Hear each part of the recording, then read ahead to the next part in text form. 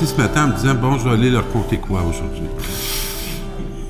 Et comme j'aime toujours parler et appuyer sur une parole, alors pendant que j'écoutais Gino, j'ai choisi une parole que je vais vous inviter à accueillir.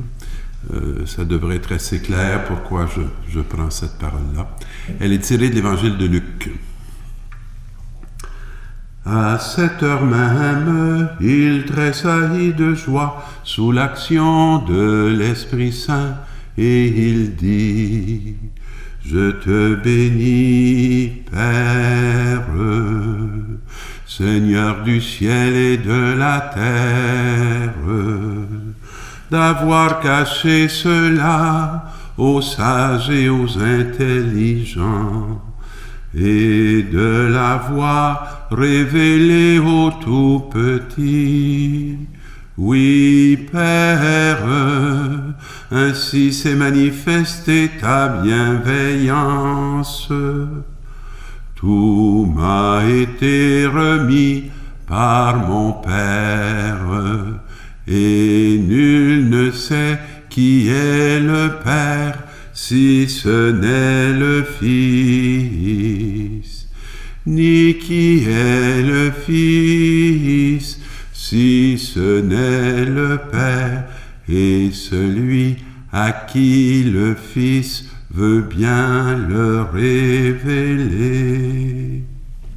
Acclamons cette parole de Dieu.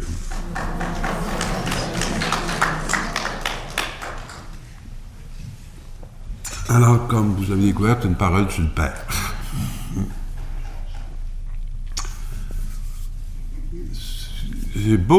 J'aurais beaucoup de choses à vous dire sur Marguerite, alors je ne pourrais pas tout vous partager, mais je vais vous en partager un petit bout.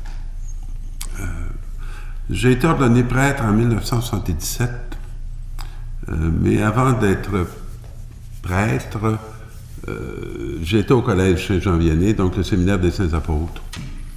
Et il faut comprendre que dans ces années-là, moi j'appartiens à une génération qu'on a l'habitude d'appeler la génération des baby-boomers, et ça n'a pas été le plus grand moment de développement de la croissance de l'Église. C'était un grand moment de distance, de séparation et d'éloignement.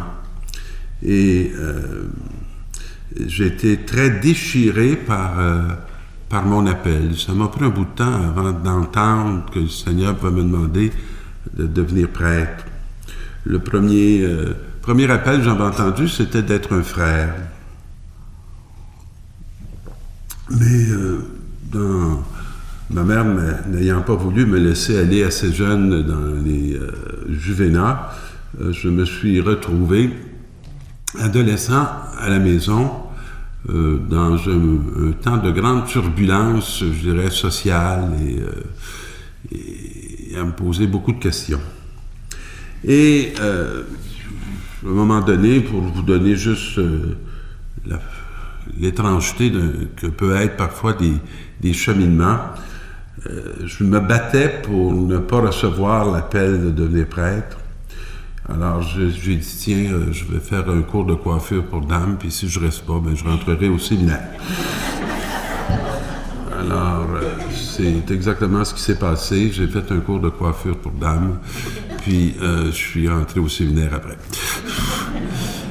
Parce que je n'étais pas capable de me battre avec cet appel-là. Alors, mais je suis rentré au collège Saint-Jean-Vianney.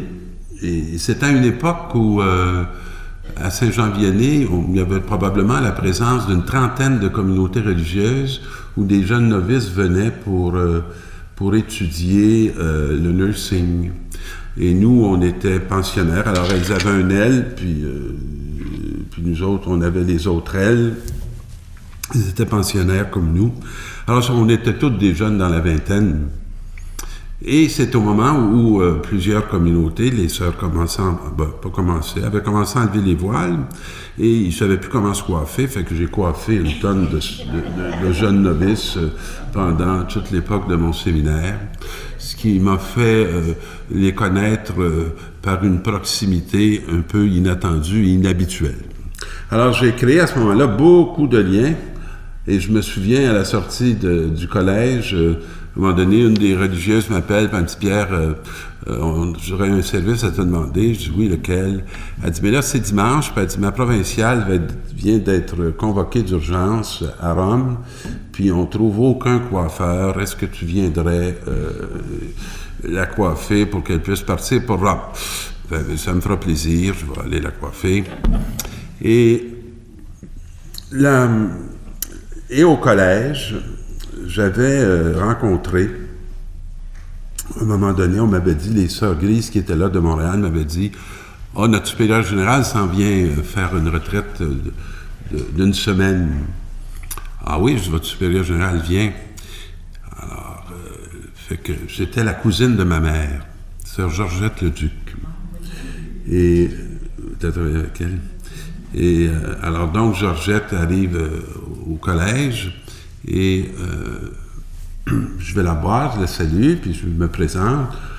Ah, mon Dieu, je t'aurais jamais reconnu. Je pense pas. Je dis, la dernière fois, j'avais 2 ans. Vous m'aviez pris sur vos genoux. Je pense pas que vous recommenceriez ça. Et donc, j'avais rétabli un lien avec Georgette. Et c'est un moment où j'avais décidé de quitter le collège au bout de 2 ans et demi, sans que je vous explique pourquoi. Il y avait des choses que je trouvais assez difficiles. Mais au moment où Georgette part du collège, je la vois sur les étages. Et je la vois qu'elle cherche. Puis à un moment donné, je dis, Sœur Georgette, vous cherchez quelque chose? Elle dit, oui, elle dit, je te cherche. Je me voici. Elle dit, avant de partir, je voudrais te remettre le livre de Marguerite Diouville. Elle a beaucoup aimé. Alors, j'ai dit, je vous remercie beaucoup. Et j'ai pris ce livre-là. Et on était au mois de décembre. Et je quittais le collège au mois de décembre. Et j'avais remis en question mon orientation pour le sacerdoce. Et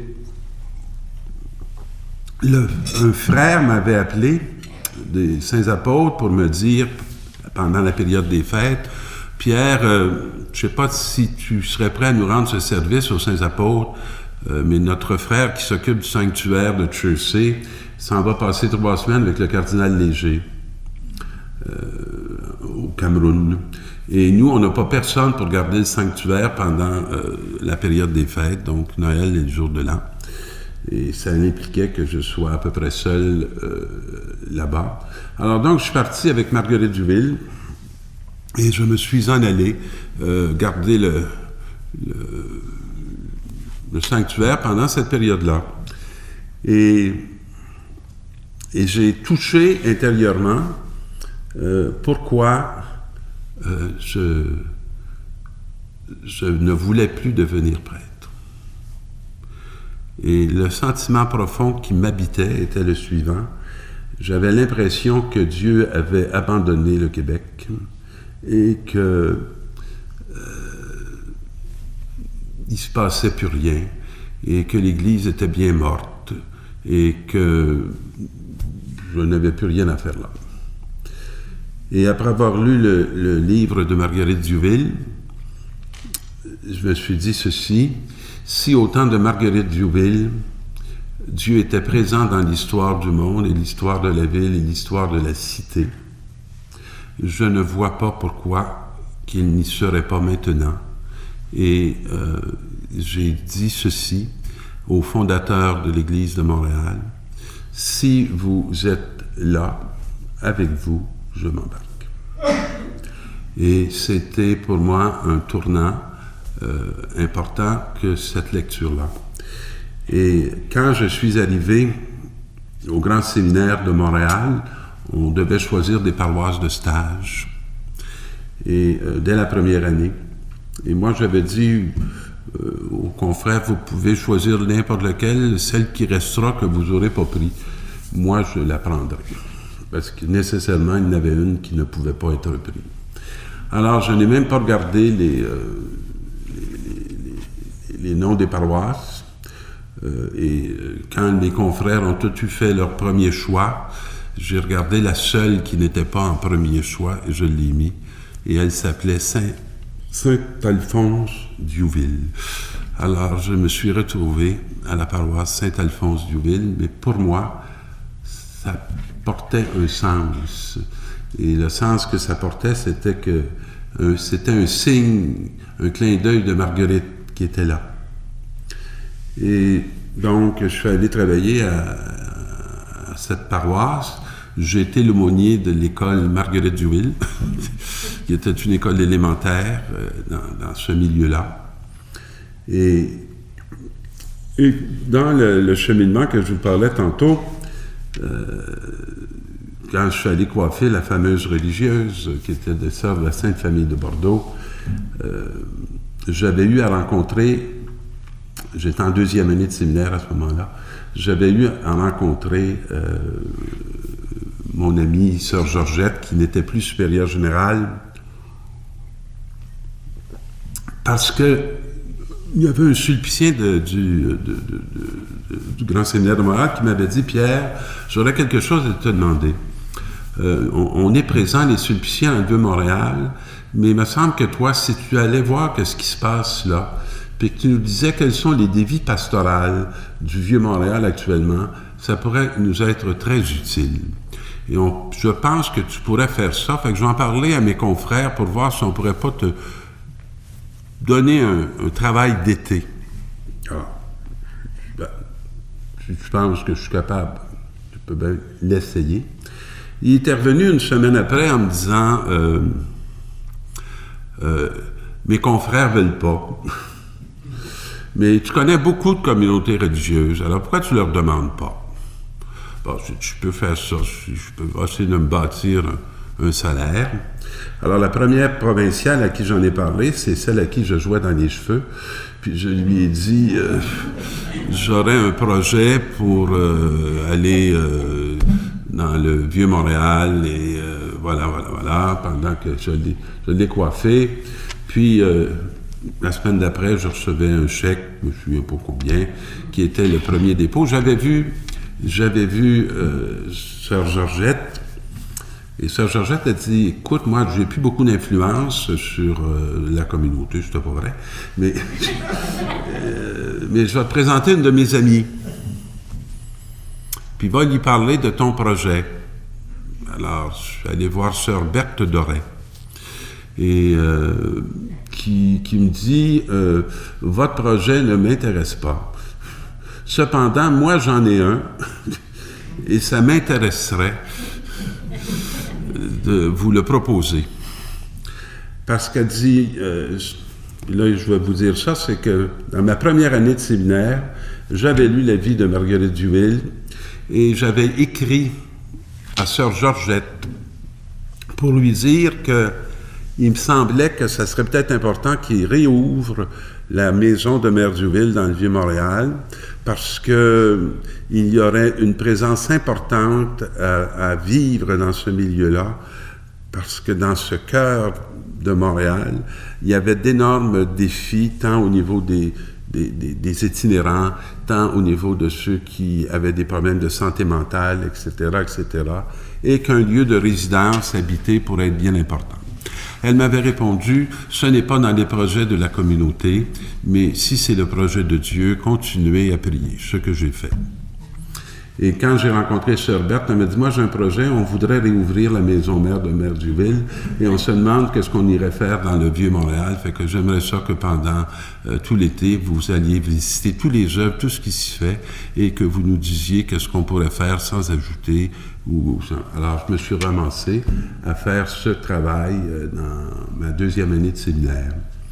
Et après ça, sœur Georgette m'a dit l'année d'après, Pierre, il y a une religieuse à Toledo, Ohio, qui a à l'hôpital Saint-Vincent, qui aimerait bien ça que tu puisses aller faire pour Toledo ce que tu as fait pour Montréal. Ben là, je dis, je connais pas Toledo comme je connais Montréal, mais si vous pensez que c'est une bonne chose que j'aille à Toledo, je vais aller à Toledo. Alors, je me suis ramassé à Toledo, Ohio, pendant tout un été à l'hôpital Saint-Vincent, où finalement, je n'ai pas fait le travail qui était prévu, parce qu'il y avait une religieuse qui travaillait dans la salle avant la chirurgie. des patients, qui priait avec chacun des patients et qui n'avait pas eu de vacances depuis 5 ans parce que tout le monde avait peur de prendre ce travail-là. Fait que la directrice générale de l'hôpital me dit « Pierre, accepterais-tu de donner un congé à Sœur Landry puis de faire le ministère qu'elle fait ici à l'hôpital? » Ce que j'ai fait pendant un été de temps. Et mon anglais n'était pas parfait. Moi, j'étais habitué de travailler dans un magasin d'alimentation. Fait que je connaissais les wax beans, puis les green wax beans. Mais alors, je passais d'une civière à l'autre, puis je disais aux gens, bonjour, vous allez être opéré ce matin. Bon, ça, je le disais en anglais. Puis, pourquoi vous allez être opéré ce matin? Puis après ça, je disais, bien, si vous voulez bien, ben, je vais prier pour vous. Mais là, je disais, moi, je ne peux pas prier en anglais. Je vais commencer par prier en français. Puis, si vous voulez savoir ce que j'ai dit, vous me demanderez de traduire après. Bon. Alors, ça donnait à peu près ceci. Je suis arrivé à une civière, puis les gens disaient, moi, je vais me faire couper mes 2 jambes ce matin. Oui, bon, c'est très bien. Est-ce que vous accepteriez que je prie pour vous? Oui, bon, je vais prier en français. Après ça, me disait, bon, qu'est-ce que vous avez dit?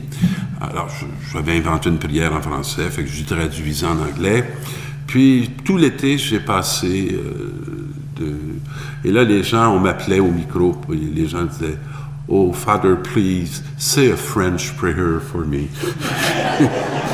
Puis,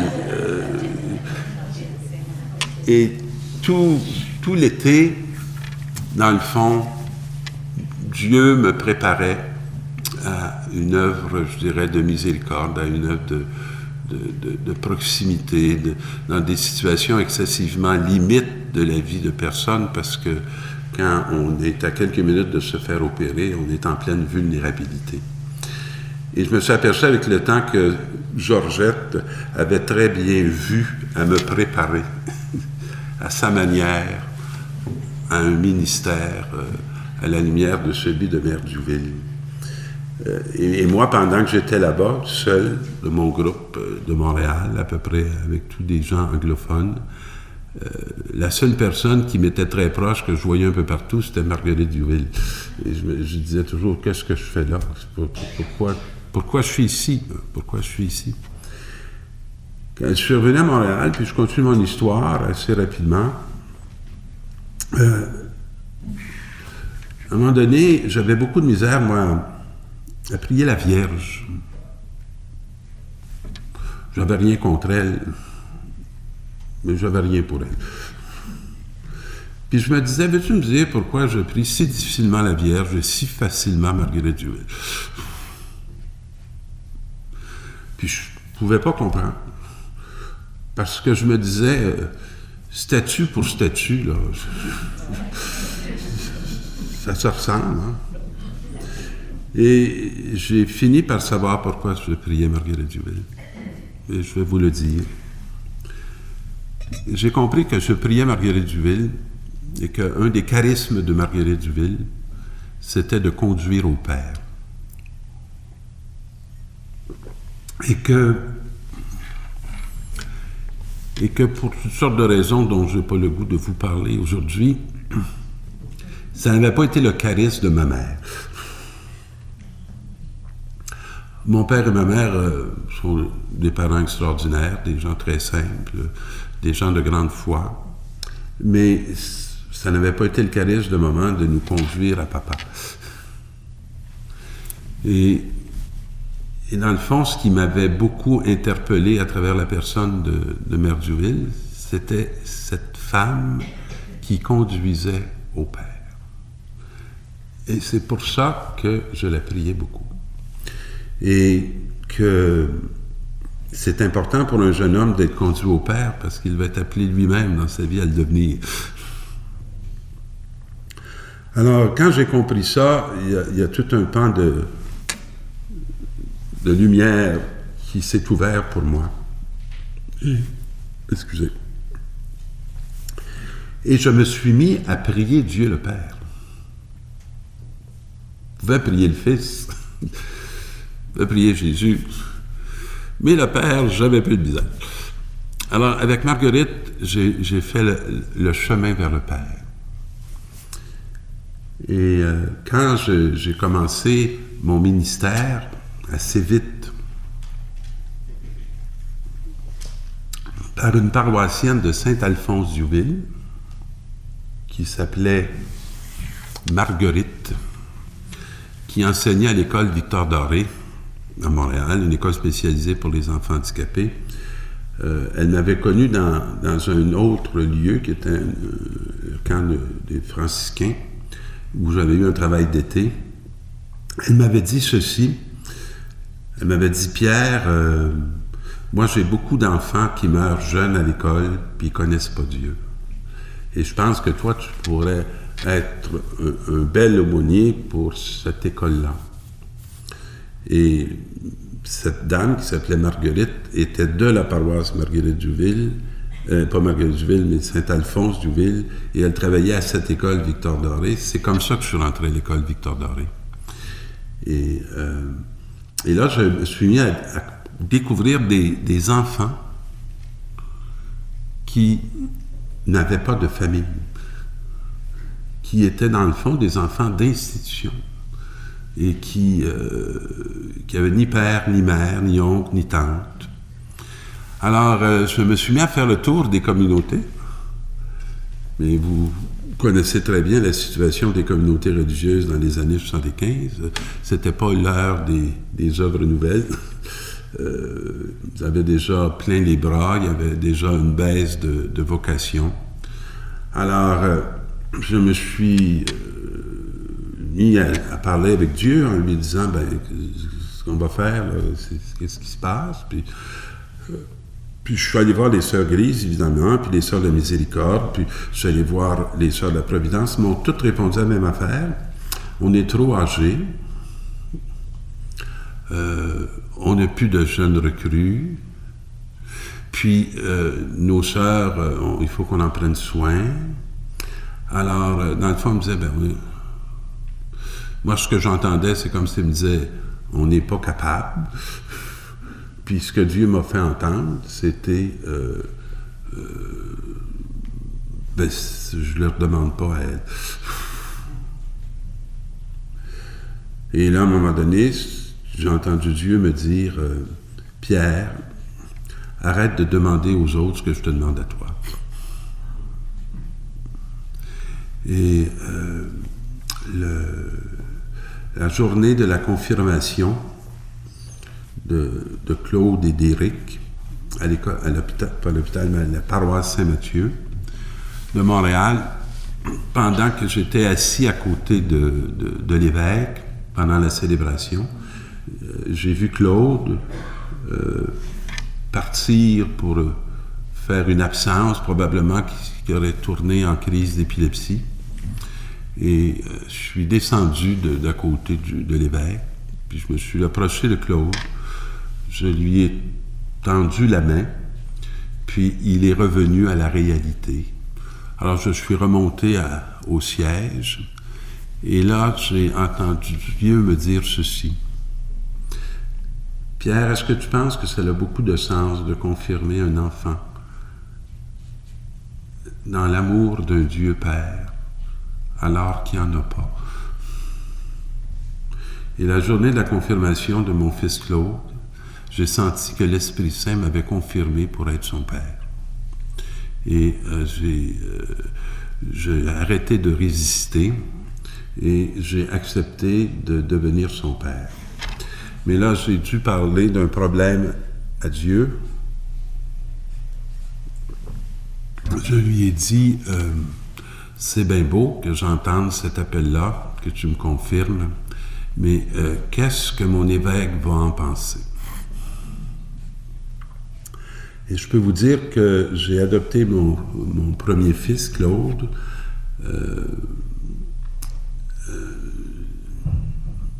9 mois après mon ordination. Ce qui était le temps d'un accouchement. Et Claude avait 7 ans et j'étais le 8e placement. Donc, un enfant qui était profondément blessé. Et j'ai compris que Marguerite m'avait conduit à ma paternité. Et pour moi, c'était très clair. que cette réalité-là n'était pas une réalité strictement d'humanisme, mais elle appartenait à tout un mystère, puis à une communion des saints et à un charisme. Claude, on a vécu 38 ans ensemble. C'est un garçon qui a besoin qu'on l'habille, qu'on fasse tous ses transferts. Il peut manger seul lorsqu'on a coupé son assiette, puis qu'on l'a mis sur un antidérapant. Et mais pour les soins, il a besoin à peu près qu'on lui donne l'ensemble des soins. J'ai fait 38 ans de vie commune avec Claude, 23 où s'est ajouté Éric, qui sont tous les deux quadraplégiques. J'ai vécu ça dans une maison en faisant tout le ministère dont on vous a décrit tantôt. Et je n'ai jamais manqué de rien. Et les jeunes n'ont jamais manqué de rien.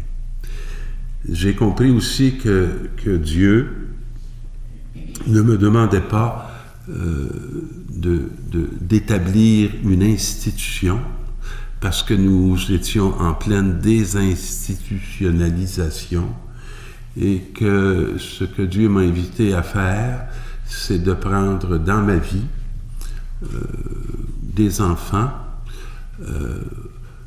non seulement juste pour leur prodiguer des soins, mais pour que lui, Dieu, à travers eux, me prodigue aussi ses soins.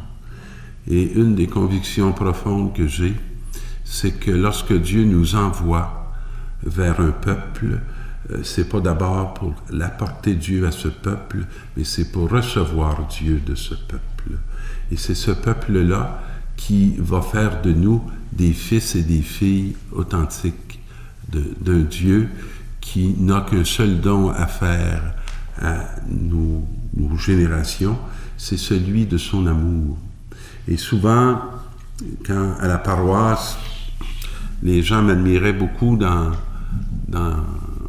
ce que je faisais auprès de Claude et d'Éric et de bien d'autres, parce que j'avais tous mes jeunes de l'école Victor Doré, etc.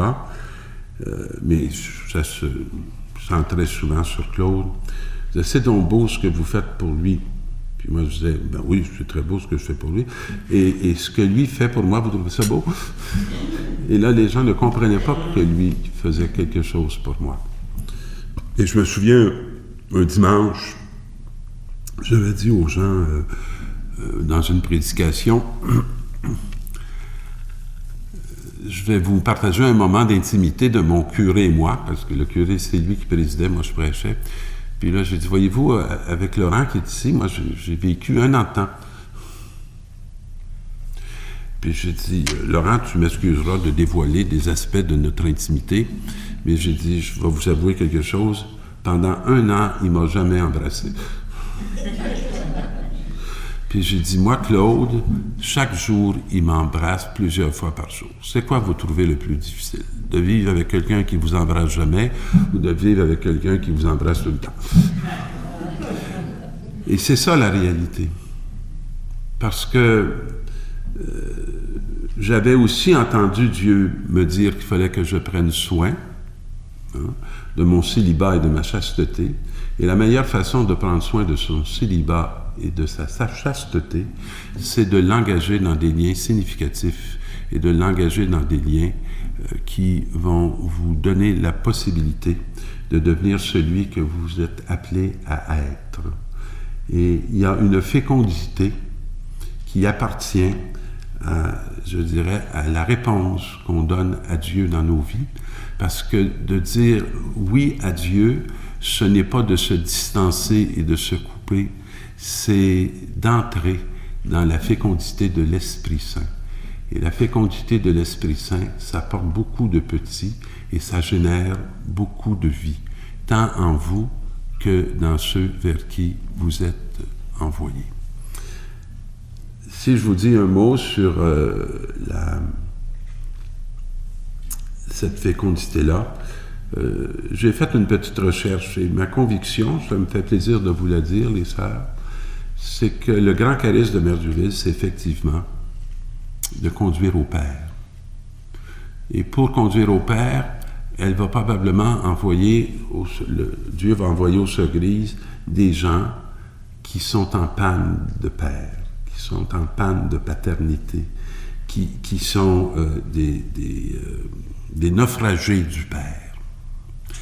Et alors, je vais parler d'une personne qui est entrée un jour chez les Sœurs Grises et dont le père était protestant.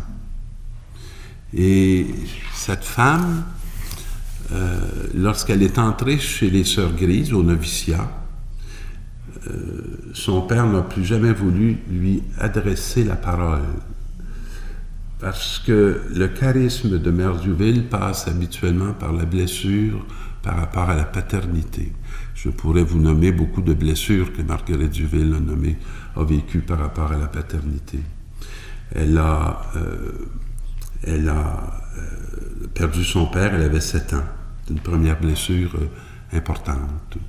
Elle n'a pas été en naufrage parce que son grand-père l'a pris sous son aile, l'a envoyé étudier à Québec chez les Ursulines, qui avaient une spiritualité du Père, les Ursulines. C'est d'ailleurs là qu'elle a lu les saintes voies de la croix, donc elle a commencé à travailler toute sa spiritualité et son charisme. Mais lorsqu'elle a travaillé à Montréal, et avant même ça, elle s'est mise à sortir avec un jeune homme et elle s'en allait vers le mariage. Elle était fiancée. Et là, sa mère s'est remariée avec un bourgeois qui n'était pas très bien vu, ce qui a fait qu'elle a perdu son fiancé, parce que la famille ne voulait pas s'associer au nouveau conjoint de sa mère. Et après ça, elle a épousé François Duville, qui n'a jamais été capable d'être un très bon père, ni un très bon époux d'ailleurs. Donc, elle a un ensemble de blessures. Elle avait comme partenaire social M. Bigot. Pensez-vous que l'intendant Bigot avait beaucoup d'intérêt pour les pauvres de la cité? Alors, elle a travaillé tout seule sans pouvoir compter sur cette paternité sociale. On lui a refusé la communion à la Sainte Table d'une église de Montréal, accusant qu'elle faisait du trafic de boissons. Alors, on voit comment Marguerite Duville, à tous les niveaux de sa vie, a été blessée par la dimension du Père. Et elle a développé quoi? Une grande confiance dans le Père éternel. Alors, tout ça pour vous dire que je pense qu'on envoie aux Sœurs Grises des blessés du Père pour que dans leur charisme, ils puissent les remettre en lien avec cette grande confiance qu'ils ont dans le Père éternel, pour qu'ils puissent retrouver leur filiation, leur alliance, leur capacité de se laisser aimer et d'être aimé. Et quand on regarde des œuvres à Montréal, des Sœurs Grises, on peut voir cette marque-là et ce trait-là. Celle dont je vous parlais, lorsqu'elle est entrée chez les Sœurs Grises, son père ne lui a plus jamais adressé la parole. Et on a voulu l'éloigner de Montréal pour qu'elle ne puisse pas subir cette chose-là. Et on l'a envoyé à la Rivière Rouge. On l'a envoyé fonder la branche de Montréal qui était à Saint-Boniface. Et quand on a voulu la rappeler, je pense que c'est Mère Saint-Joseph qu'elle s'appelle, quand on a voulu la rappeler à Montréal, elle était sur le bateau.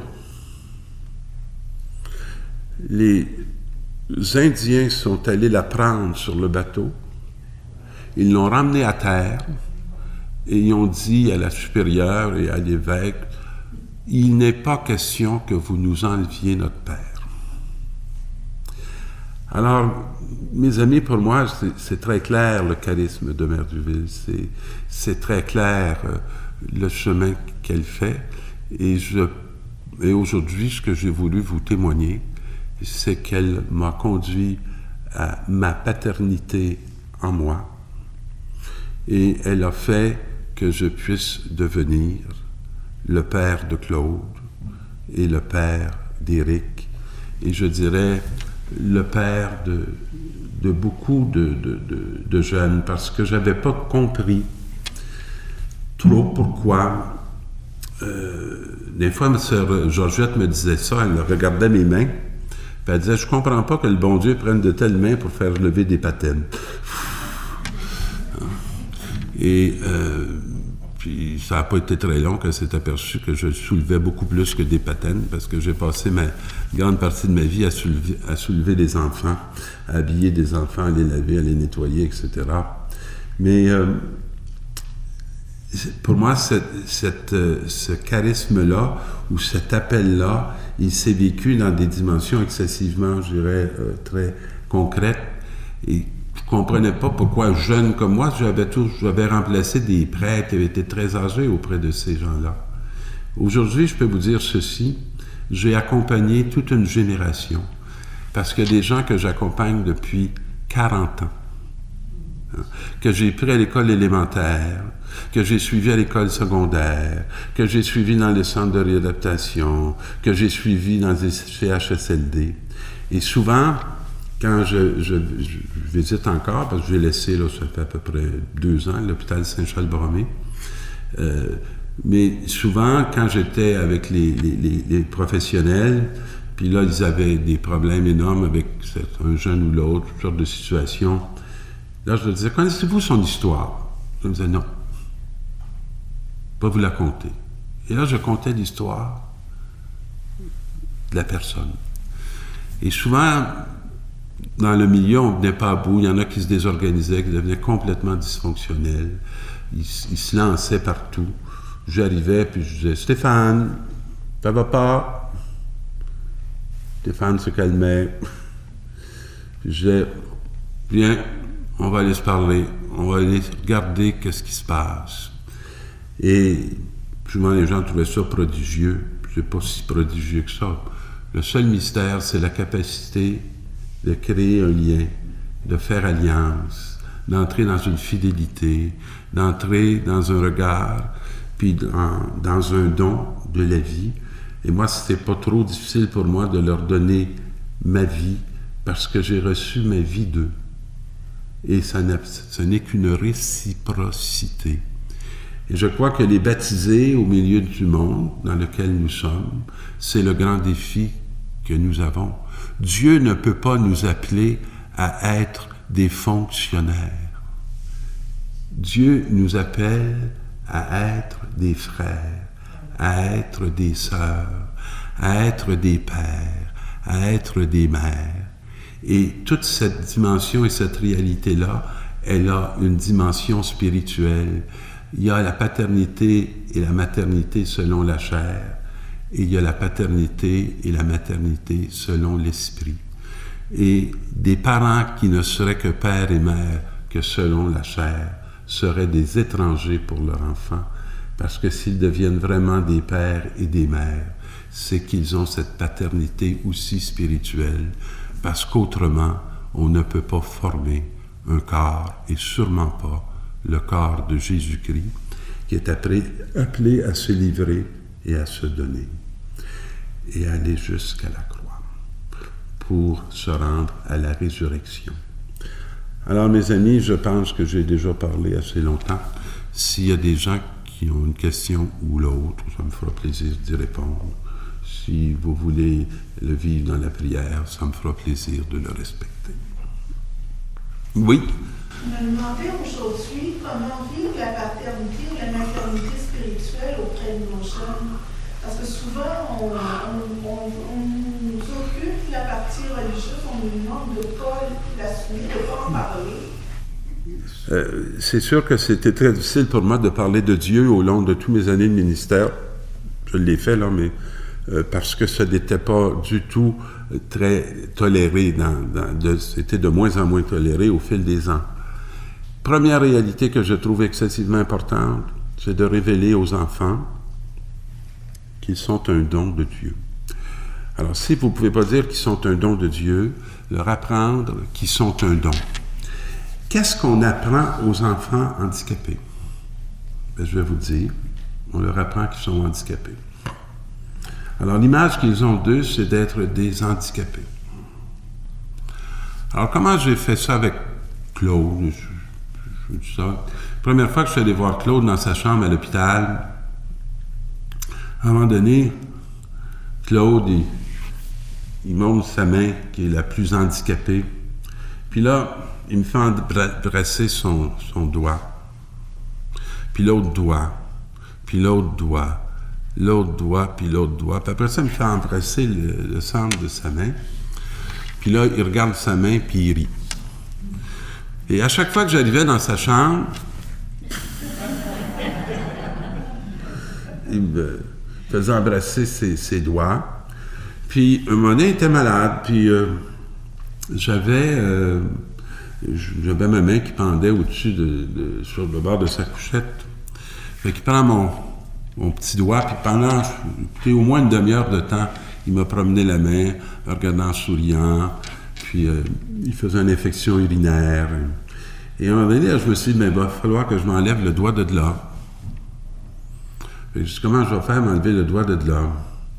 Parce que je sentais qu'au moment où je l'enlèverais, je briserais une communion. Alors, j'ai entendu pour la première fois de ma vie, Dieu m'appeler à embrasser quelqu'un. Alors, j'ai enlevé mon doigt, je l'ai embrassé. Et puis là, on va se revoir demain ou après-demain. Claude, Pierre va revenir. Quand je suis revenu, je pense que c'était au bout de 2-3 jours, les infirmières, ils m'ont dit, on ne sait pas si tu es allé avec Claude. Il y a des toutous là, dans son lit, dans sa couchette de pluche. D'habitude, il les prend par les deux pattes, il les assomme à droite, il les assomme à gauche, puis il les fait voler au bout de la chambre.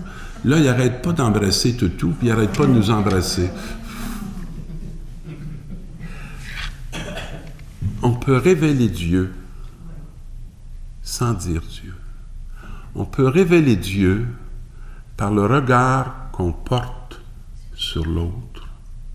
On peut révéler Dieu par la façon qu'on accueille Dieu de l'autre, qu'on le reconnaît dans le don qu'il est. Puis les jeunes à l'école, il arrivait là, puis il y en a un qui me montrait sa main, là, puis il disait « Regarde, j'ai un bobo ici. » Là, je m'approchais, je disais « Ah, c'est une loupe, là, parce que je ne le vois pas vraiment, le bobo. Bon, toi, est-ce que toi, tu es un bobo? Je suis content de te dire bonjour. Il s'est passé d'autre chose qu'une blessure aujourd'hui dans ta vie. Hein? » Et donc, d'amener l'être à découvrir qui il est, hein, dans son identité profonde. Et je pense que cette génération, elle est profondément blessée. Et je peux vous dire que je crois que cette génération est une génération très blessée par rapport à la paternité. Très blessée par rapport à la paternité. Alors, tout ce lien de filiation, de confirmation, pour moi, c'est très important. Et il faut le dire dans notre être. Dans notre être. Tu fais à l'hôpital où je travaillais, on a voulu que j'arrête de célébrer l'Eucharistie et que je le célèbre moins souvent. Et on a presque fait... j'avais quelqu'un qui faisait presque du harcèlement sur moi pour que je diminue. Alors, à un moment donné, je m'en vais dans une rencontre. On avait fait venir quelqu'un du sommet, là, d'administratif, pour qu'il vienne me rencontrer. J'étais l'aumônier. Alors, il m'a dit, on va redéfinir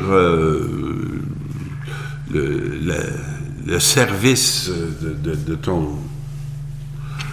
Alors, je suis très, très bien, ça me fait plaisir d'aller vous rencontrer. Fait qu'avant de partir pour aller le rencontrer, j'ai dit adieu avant de partir de la chapelle. Bon, c'est pas drôle, hein, Seigneur, Ils vont être 2. Nous serons 4. Le Père, le Fils, le Saint-Esprit et moi-même. Alors, je dis, ils vont être en inégalité de nombre. Ils s'en apercevront même pas, fait que ça ne les menacera pas trop. Alors, je dis, bon Dieu, ben voici, nous allons descendre et on va aller à la rencontre. Alors, je m'en vais à la rencontre, et puis on me dit, comment vous voulez qu'on procède? Ben, je dis, comment vous avez pensé procéder? Ben, on pourrait peut-être partir de la définition du rôle et de la tâche d'un animateur dans la vie spirituelle, dans le contexte. Ben, faites donc ça.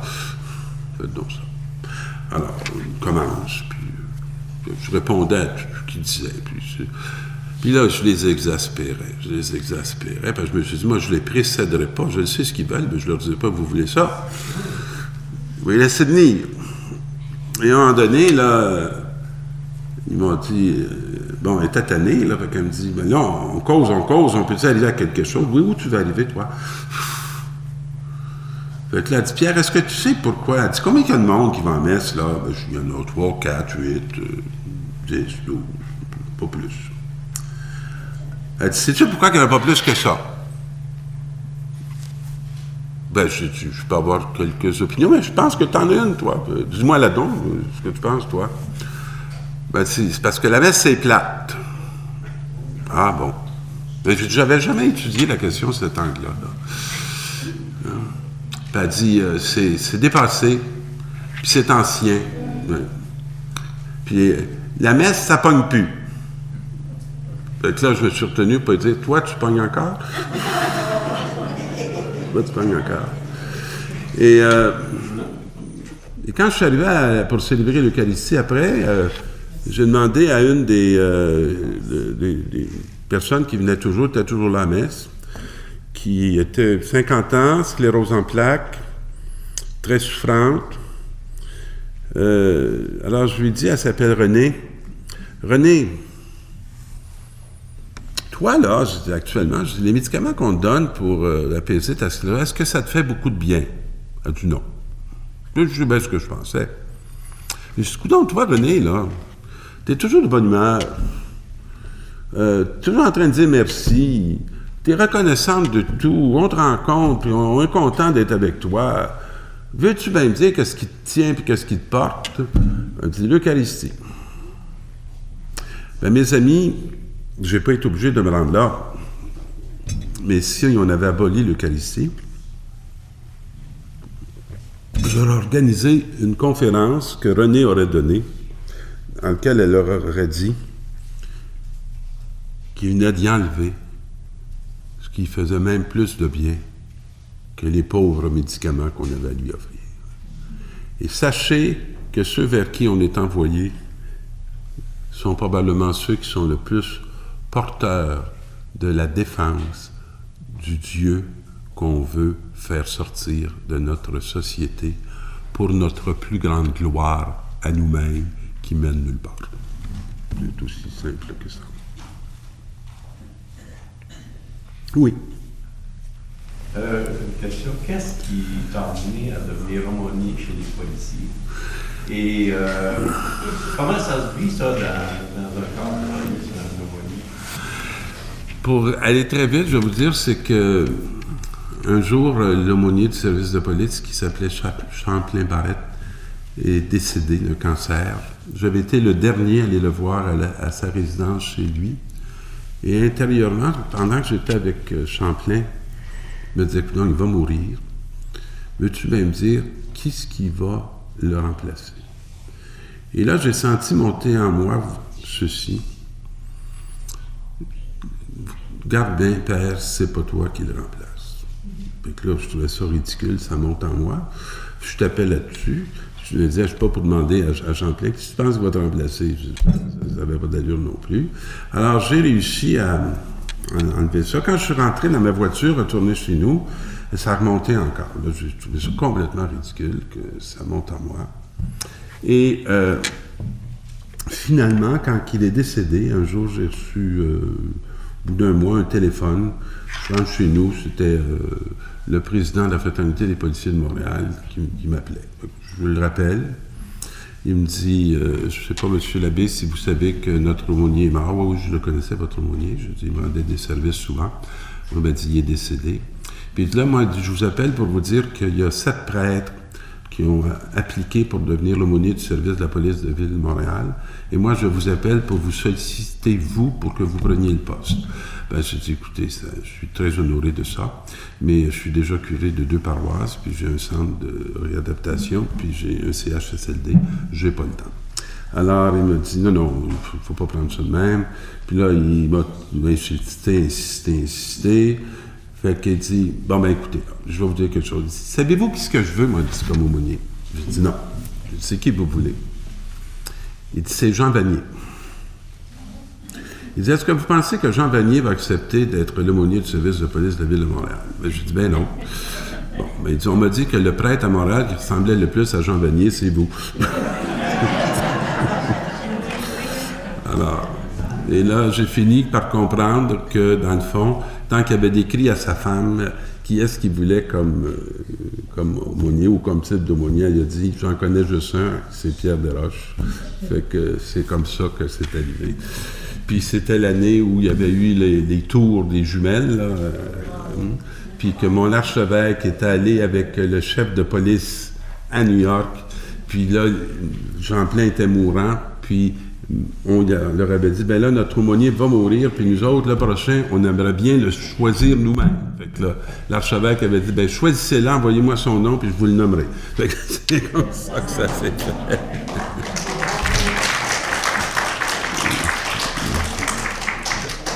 Dans ma question, j'avais une deuxième question aussi, c'est comment ça se vit, un aumônier chez les policiers?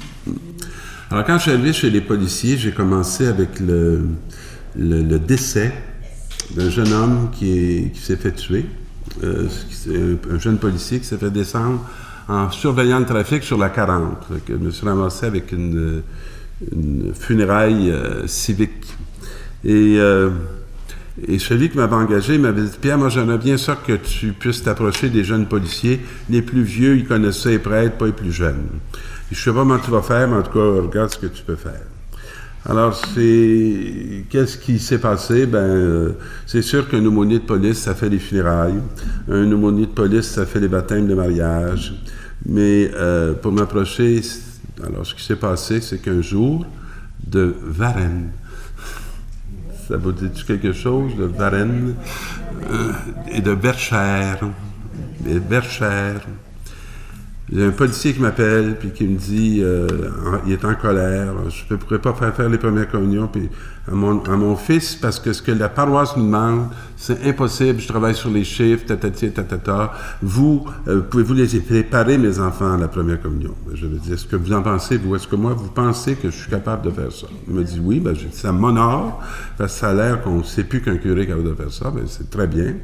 Fait que j'ai dit, là, il faudrait que je sache si je vais le faire pour 1, pour 2, pour 3, pour 4, pour 10, pour 50, pour 70. Il dit, écoutez, tout de suite à mon poste, vous en avez 8. Et là, j'ai compris que les policiers parlaient dans le poste de comment ils étaient pour faire la première communion, de la confirmation de leur enfant. Alors, j'ai mis sur pied une démarche pour que les policiers puissent faire les premières communions et les confirmations. Ça fait à peu près 12 ans, 13 ans. Et la première année, j'en ai eu 13. La deuxième année, sans publicité, 40. L'autre année, j'ai laissé monter ça. J'en ai eu 90, c'était trop. J'ai rebaissé ça à 60. Après ça, j'ai ouvert une deuxième démarche. Puis depuis 13 ans, je fais beaucoup de préparation de première communion et de confirmation. J'accompagne les familles à travers cette démarche-là. Et c'est une démarche qui se fait surtout dans l'Église domestique, dans les milieux familiaux. Voilà.